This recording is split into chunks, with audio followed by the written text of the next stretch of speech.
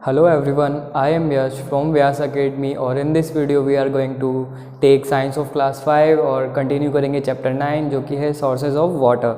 और आज का हमारा टॉपिक है आर्टिस्टिक वाटर रिसोर्सेज। बच्चों इन आवर लास्ट वीडियो हमने डिस्कस किया था वाटर रिसोर्सेज के बारे में और फिर हमने बात की थी प्योरिफिकेशन ऑफ वाटर से रिलेटेड डिफरेंट मोड्स के बारे में।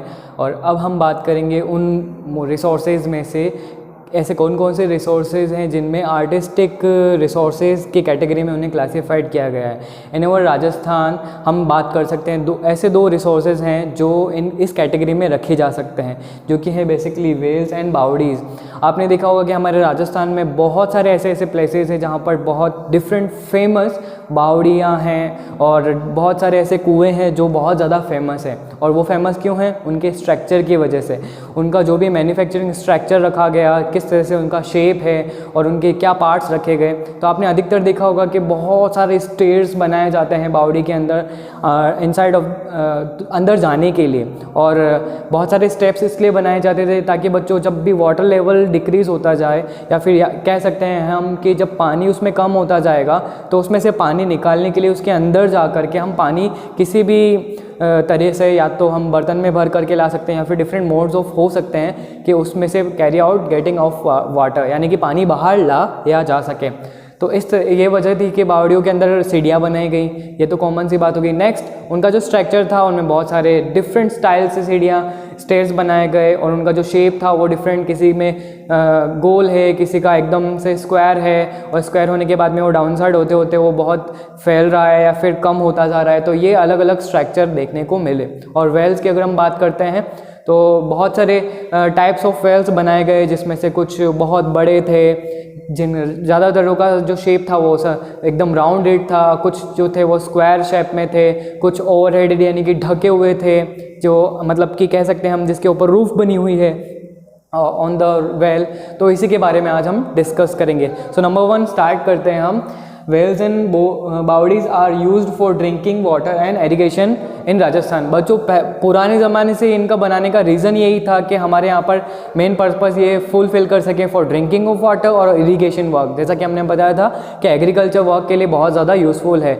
बच्चों पानी का जो यानी कि रेनफॉल का जो टाइम था वो कोई फिक्स ना होने की वजह से ये बहुत ज़्यादा यूज टू हुआ करते थे उस समय। अब नेक्स्ट हम बात करते हैं बावड़ी के बारे में यानी कि बावड़ीज़ के बारे में। तो कॉमन अगर बोल सकते हैं तो स्टेप वेल्स, यानी कि ऐसा कुआं जिसमें बहुत सारी सीढ़ियाँ बनी हुई हैं। तो कुछ एग्जांपल्स के थ्रू हम समझेंगे कि कौन कौन से ऐसे फेमस बावड़ियाँ यहाँ पर हैं हमारे राजस्थान में। तो steps are constructed to get water from dam. Simple सी बात है, अभी हमने डिस्कस किया था कि जो बावड़ियों के अंदर स्टेप्स बनाई गई थी वो किस लिए बनाई गई थी, ताकि उसके अंदर जाकर के पानी बाहर लाया जा सके। अब कुछ फेमस बावड़ियाँ हैं जिनके बारे में हम बात करेंगे।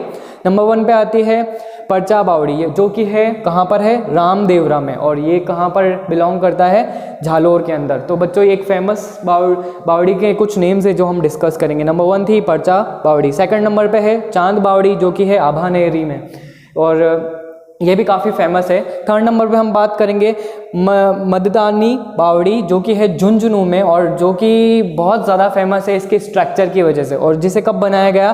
बिल्ड इन 1783 में इसे बनाया गया। और इसकी क्या खासियत है बच्चों? ये बहुत गहरी है और इसकी गहराई है कुछ 150 फीट डीप, यानी कि इतनी गहराई तक ये अंदर डाउन साइड तक जाती है। तो इसकी ये बहुत ज़्यादा अच्छी खासियत है और बहुत ज़्यादा फेमस है। काफ़ी टूरिस्ट आते हैं हमारे राजस्थान में इन्हें देखने के लिए। और हम सेकंड नंबर पे हम बात करेंगे वेल्स के बारे में, जिसका स्ट्रक्चर अभी हमने डिस्कस किया था।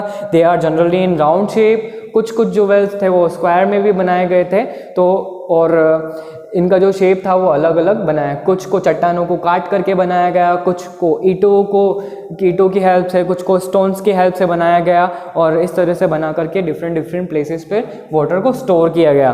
Point number 2, made up of BRICS. ज़्यादातर जो यूजुअली जो वेल्स बनाए गए थे वो ईंटों की हेल्प से बनाए गए थे। Last and final, सर्वल way of getting water from it dam. अब बहुत सारे डिफरेंट बच्चों बावड़ियों में तो हमने देखा था कि स्टेप्स बनाए गए थे कि उनसे अंदर जाकर के पानी निकाला जा सके, और उनका शेप थोड़ा बहुत ज़्यादा डिफरेंट था।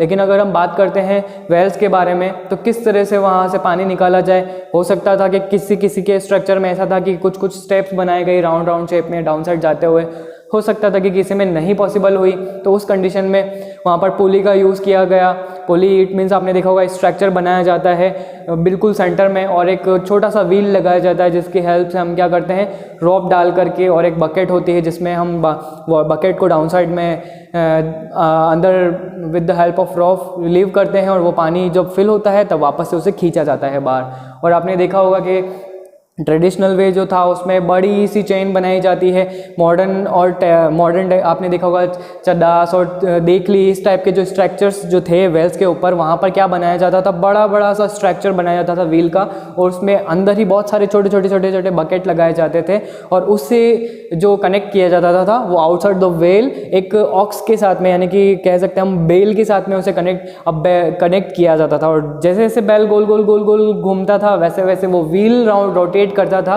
और उसके साथ में जो लगे हुए बेल्ट के ऊपर बकेट थे वो क्या करते थे, डाउन साइड जाकर के वाटर फिल करके ऊपर लाते थे और out of the surface throw out करते थे। तो कुछ इस तरह के स्ट्रक्चर्स बनाए गए इन दोनों के से रिलेटेड। और अब हमने देख लिया है कि बावड़ियों का स्ट्रक्चर कैसा रहा, उनके क्या स्पेसिफिक रहे, और वेल्स के बारे में भी हमने जाना। तो यहाँ पर एक क्वेश्चन आता है, What is the difference between whales and बावड़ीज? तो अब इसका आंसर आप अच्छे से बता सकते हैं कि बावड़ियों में और कुओं में यानी कि वेल्स में क्या क्या डिफरेंस रहा होगा और क्या क्या है।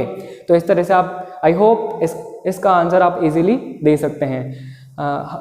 उम्मीद करता हूँ आपको ये टॉपिक समझ में आया होगा। हम मिलेंगे नेक्स्ट वीडियो में नेक्स्ट टॉपिक के साथ, तब तक थैंक यू फॉर वॉचिंग।